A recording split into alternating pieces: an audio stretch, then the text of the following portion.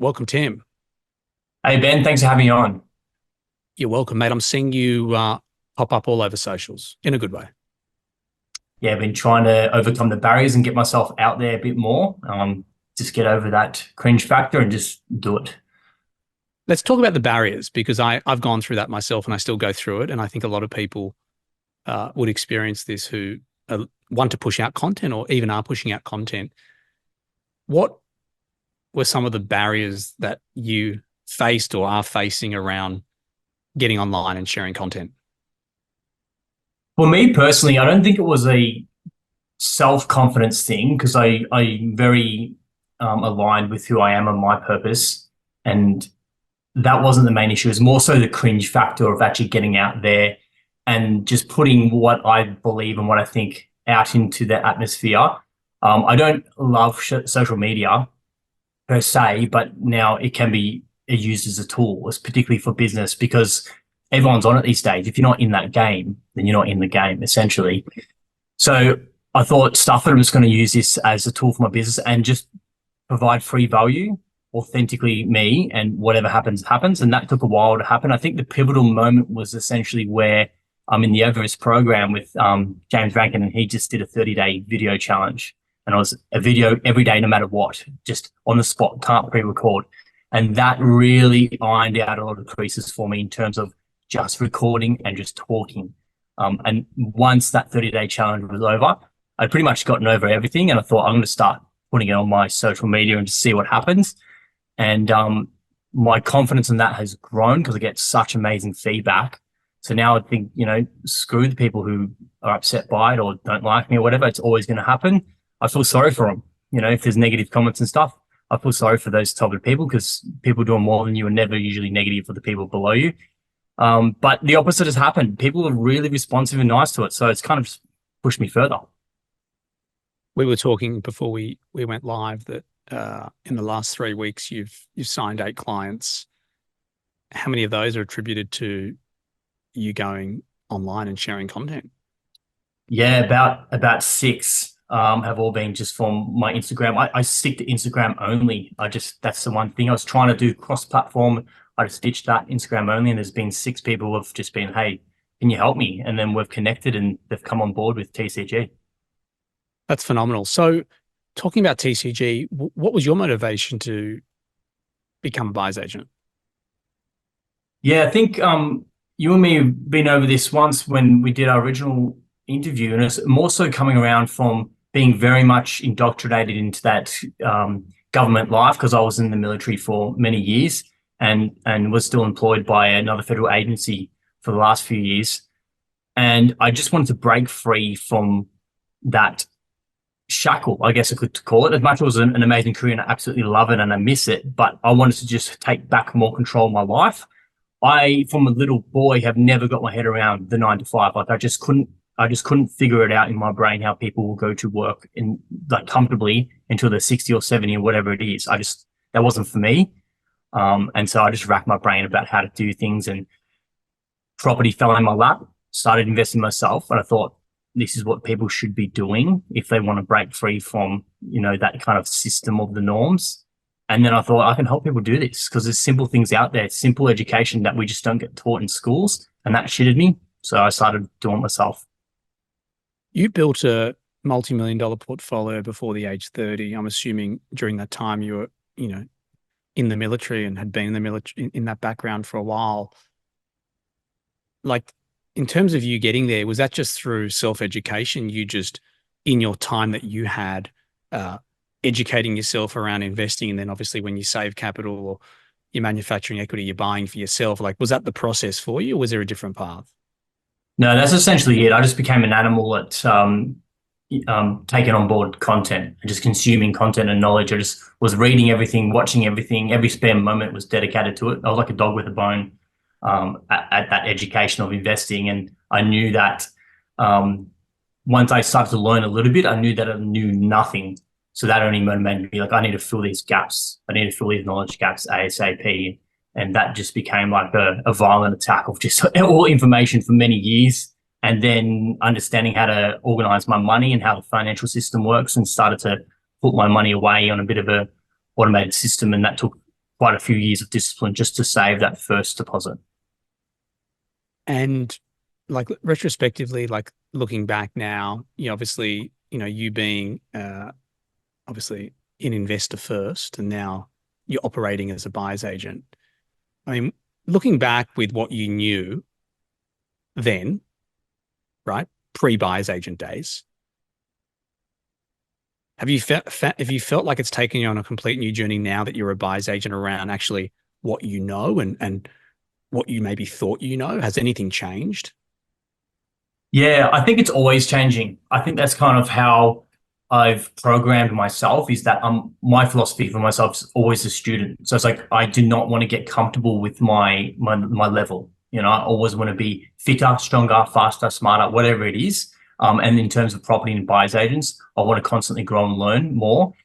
So that inevitably became that journey where I had to learn more, I had to know more. So becoming, in part of that professional side of the transaction of real estate, it definitely got me into a bit more circles where there was more knowledge, there was more people that knew what they were doing in a more sophisticated way. So I definitely grew from becoming the buyer's agent side compared to investor side, but it's all of it holistically is always pushed forward and will continue to do so. I think that's one of my strengths, is that there's always more for me to go for in terms of learning. That's that student mindset. What's the cornerstone strategy of TCG around how you help people in regards to the investment philosophy? Yeah, we take a pretty fluid approach in terms of our investment philosophy, because each person is different, each client is different, and there are many people out there who have a very strict strategy in they're this guy or they're that guy. And I think there needs to be another level on that, which means that the client needs to understand, based on their personal circumstances, based on their risk thresholds and their driving factors. So essentially their purpose and their why. And I feel like that's often a layer of the strategy that is missed by most people. And what I mean by that is that strategy that might be the best investment strategy might not be suitable for that client. We might need to do something different for them, whether it's rent vesting, buying in a more affordable location so we can manage their cash flows, not just in terms of what the bank will tell them they can lend, but their personal cash flow.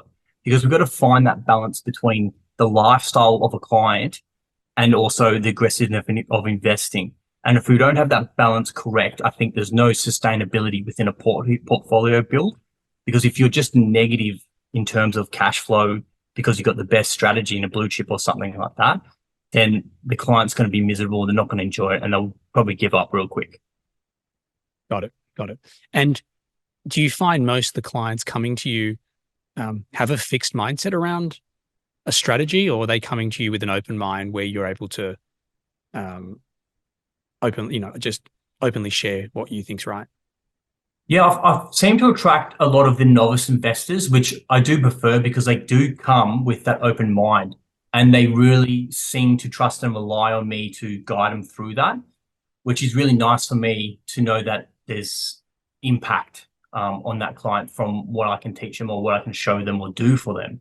So there's only been a few people that I've really dealt with that are like really stuck on one sort of method or way. But to answer your question, most of them have been pretty open-minded to just go with the flow and see what can suit them. Got it. What is there like a typical client at TCG, or is it very diverse?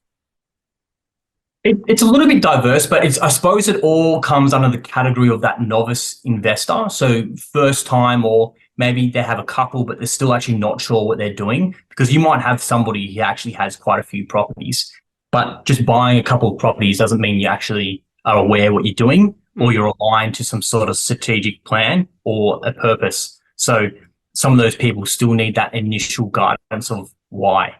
But there are a few military guys that I've used to work with or know that are coming through now as well, which is nice to be able to serve that community. But a lot of the novice investors, first-time investors, seem to be landing on my doorstep. Surely that military community is an exciting community for you to penetrate, because, they're earning good cash.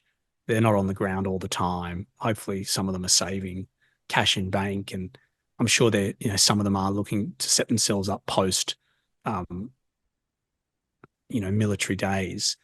And I'm assuming as well, a lot of them could be a lot smarter around how they invest their money.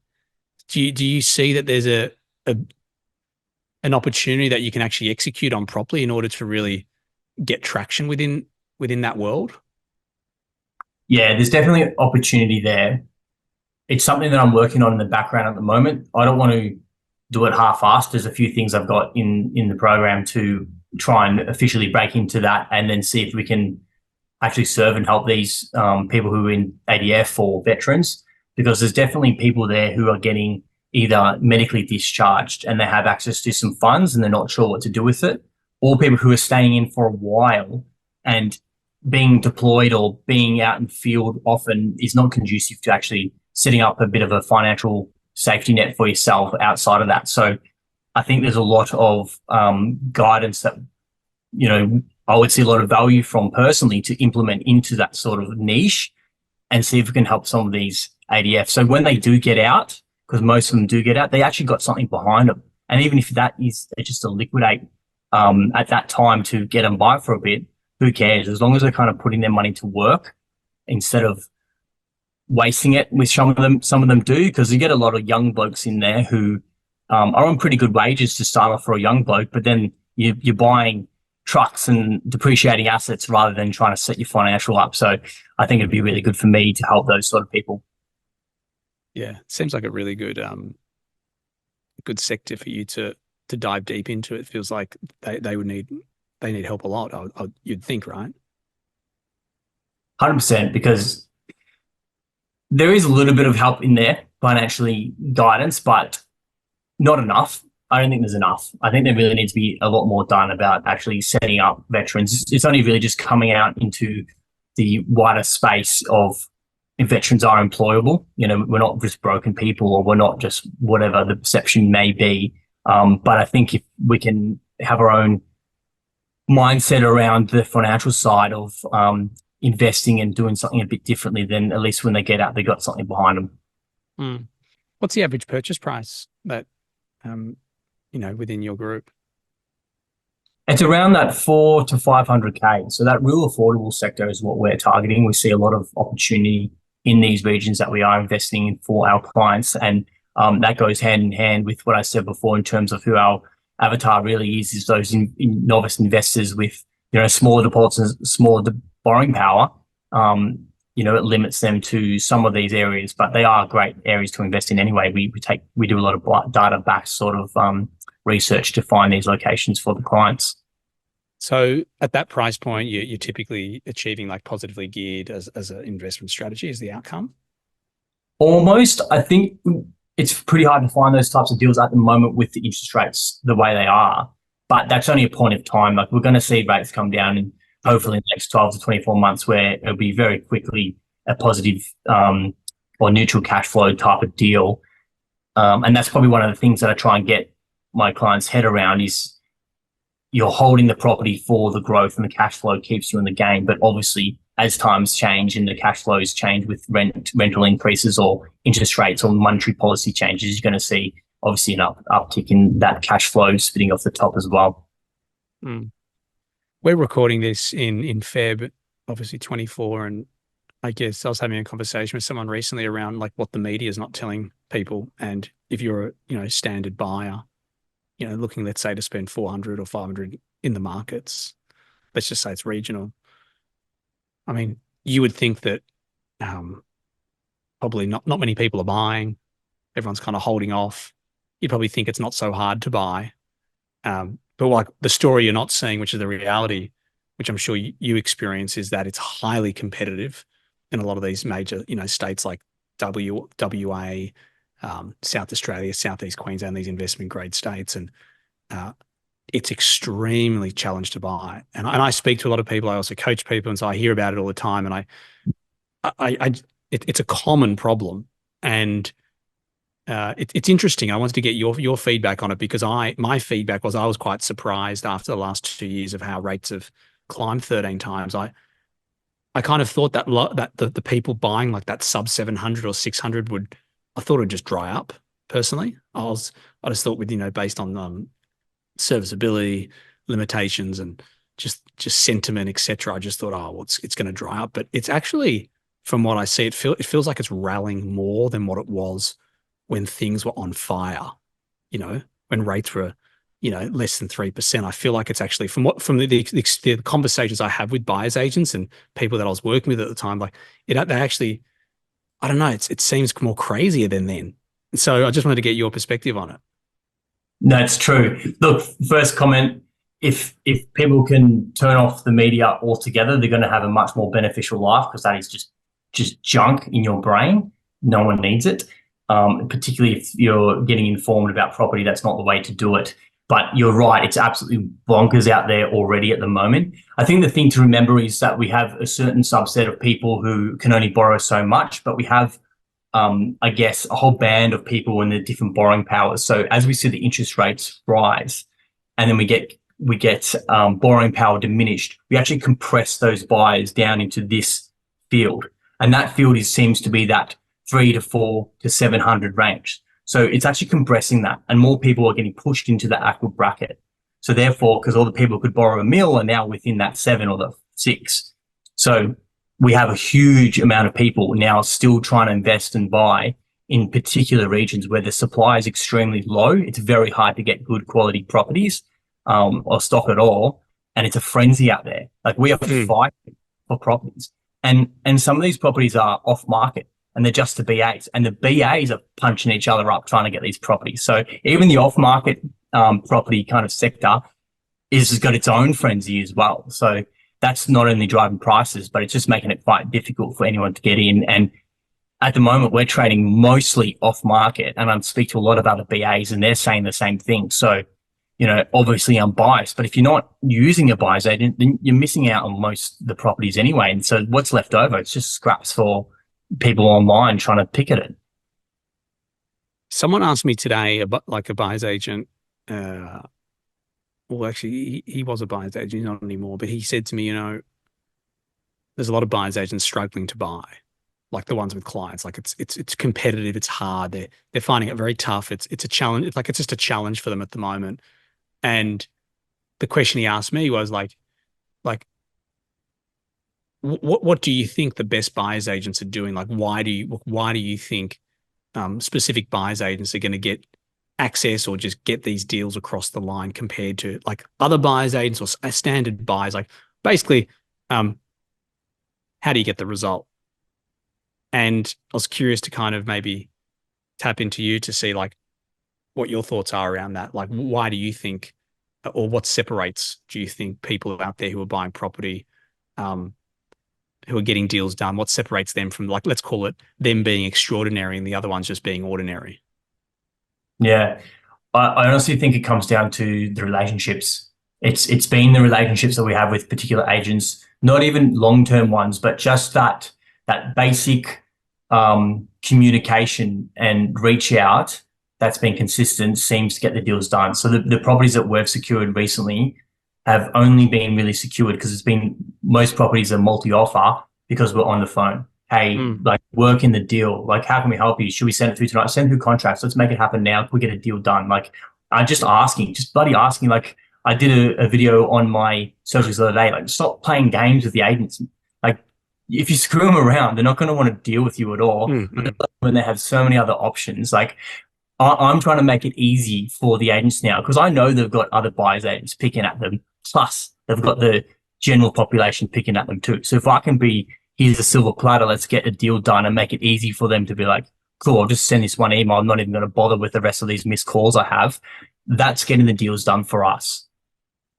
Yeah, it's the way that I answered the question was what you kicked it off with, which is relationships with agents. And that's what I said to this person today. I said, there's no magic pill for it. It's just, it comes down to your relationship. And I said, if there's a real estate agent who's got 3 people, let's say at 410 on a property, and one of those 3 people is a buyer's agent they've got a really good relationship with, and maybe that also management's going to go into their rent roll if that's part of it as well. Like, or even if not, but if they've got the relationship, it's most likely going to go to the person that has got the better rapport.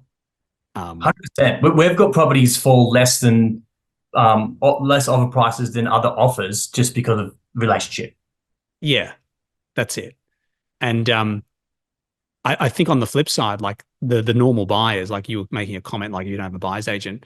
Like I agree. Like if you're operating in a competitive environment, you don't have a buyer's agent, like you're at a massive disadvantage. However, I think still, I think consumer awareness around buyer's agents has definitely improved. However, I just don't think the standard buyer out there really, really understands the importance of real estate agent relationships. Like I think that they think because the agent calls them and goes, "Hey, I've got this property," or like they email them as in, part of a mass database blast, or they text them part of a database blast. Like they think that they've got a relationship. Um, I don't think they quite understand what a relationship actually looks like and smells like and feels like. Yeah, I really agree with you. I think they expect the agent to do more of the reach out. And in these type of markets that we're buying in, you have to be the proactive one. And like I said before, make it easy for the agent. And I think a lot of people have a perception of, not really liking agents. So they're already kind of going in with the relationship in a defensive manner. Mm. Um, and people can read through that. Agents can see that. And if you're, like I said before, going to play games and you're not really honest about what's going on, like you don't have to show your cards, but you got to let them know that you're there to get deals done, and you're going Yeah. to get. They find it really, really difficult, and it unfortunately just further ruins those relationships with them if they've got an expectation that can't be met. Yeah. What do you feel like's important with um, going about negotiation with specific agents? Like, did you follow a bit of a format, or you just kind of read situations quite ad hoc when you're in them? Like, I guess I'm just asking, like, what is your approach to negotiation, especially when you're operating in such a competitive market where, like, from what I understand, like there ain't bargains. You might be able to get a good deal in, you know, comparatively what the market's doing, but um, I guess my question is, how do you go about preparing for that negotiation? Yeah. So for me personally, it's speaking to the agent, and like you said, it's the ad hoc adjustments and understanding what that agent is like, who they are, and then catering to that, a chameleon, like mold myself. How will this relationship pan out? What do I need to do? And that's not being fake. That's just understanding human psychology, human interaction, emotional intelligence, right? It's understanding um, how to have a conversation with somebody, what makes them tick, and then having a bit of last little bit of business in there. So often I'll have conversations with agents about a property, and if it's a 10-minute phone call, 9 minutes is talking about them. And that really, really works. And it could Mm, be kids, it can be about anything. And that simple thing, one, gives me enough to understand who that person is and how I can position myself. And two, it just makes people like you more. And then at the end of the conversation, when we get down to business, they're just so much more happy to deal with you. But mm, particularly follow up and you've got that information retained in your mind, which doesn't always happen with me because, things happen, but they like you for that, and it's not about being manipulative, but if anyone's ever read any books about human psychology and interactions, like how to win friends and influence people and things like that, it does end up being like that manipulative state. It's not meant to be a negative intentional, but it's how it is. And at the end of the day, we can get deals done using that. mm. I like that. I like that. I think that's a really good book and good reference point around uh, bringing people on your side and building that really deeper level of rapport. And I thought that was a great example you shared around just getting to understand who they are by asking questions and understanding interests and hobbies, etc. Because you're right, like you you want to collate that information so you can resonate with them a certain way and talk to them a certain way. And I think even just by exchanging that dialogue and asking those questions, you're just also building more trust, and you're winning more brownie points because most people just ring it up and getting straight into the deal, and most buyers are just pissing off the real estate agents as well. Like they're just calling them up and they're being rude to them or they're not acknowledging them. And so I think there's definitely a method to how we do business as buyers agents. I think that's great. What about identifying areas? Like you hear the word hotspot a lot. It's everywhere. You hear about everyone's got the best hotspot. They're in the best hotspot. They've found the best hotspot. Um, I'm obviously not asking you to talk about where you're buying, but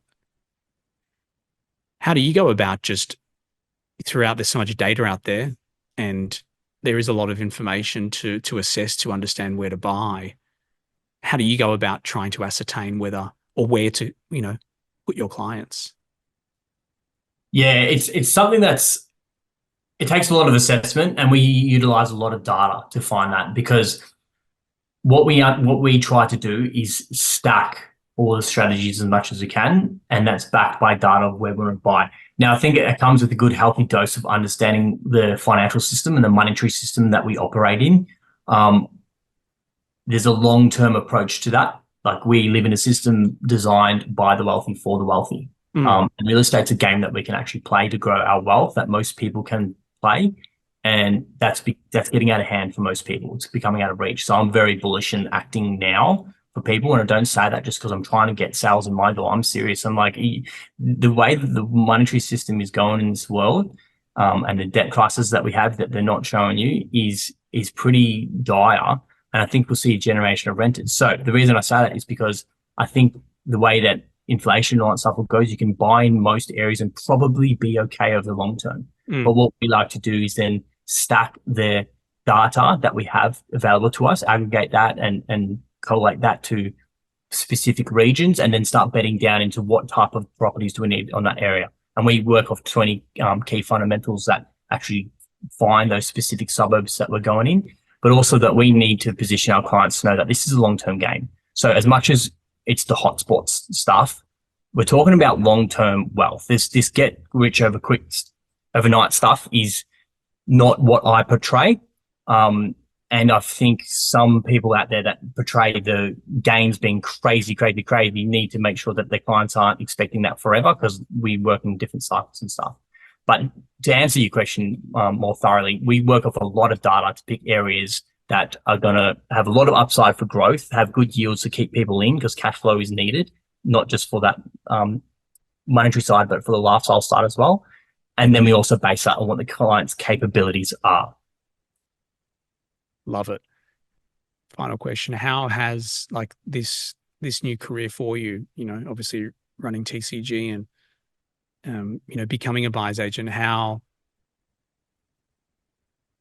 has this impacted your life when you look at you know your past work in the military world and I guess other adventures and learning journeys that you've embarked on? How has this specific career had impact on you? Massive, absolutely massive. I can't describe it fully, but just starting my own business, it's like when you invest in property, you just wish you started earlier. Yeah, it's bloody hard, and there's a lot of hard work you have to do to get yourself off the ground and keep driving, because you're usually solo, and you're a prisoner of your own consciousness sometimes.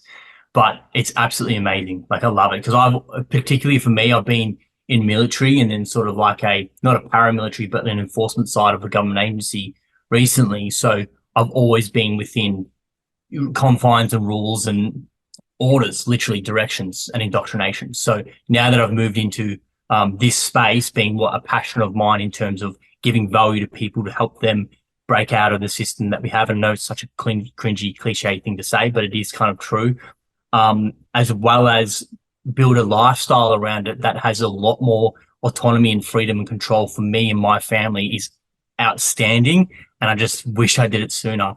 And it's very much thankful to you and your course, which set me on that path. And I just remember my conversation with my dad about doing it. Like, Dad, do I just do this? Like, it's whatever amount of dollars. And it's just like, it's just stupid not to. Just try it. Who cares? And then that set me on the way. And then now being in Everest, so I think I've been in Everest for 12 months. That has just pushed me along. Even if I'm not talking on the meetings or whatever it is, just knowing that there's other buyers agents out there who are doing the same thing and they want me to rock up for those meetings keeps me going. And it's been amazing. And I'm super excited to kind of see where it goes, and then start to cement and build the foundations of my business, where it's tracking along nicely, and my lifestyle is however I want it to be. I love it. Tim, I've enjoyed our exchange of words and just hearing more about what you're doing and what you're up to. And yeah, it's exciting. I'm proud of what you've built and what you're building. So looking forward to seeing you really take out 24 with a bang. Thanks, Benny. Really appreciate it. And thank you so much to you and everything you do, and James Rankin and all the crew there. It's really amazing. It's been the best. Legend. Thanks, brother.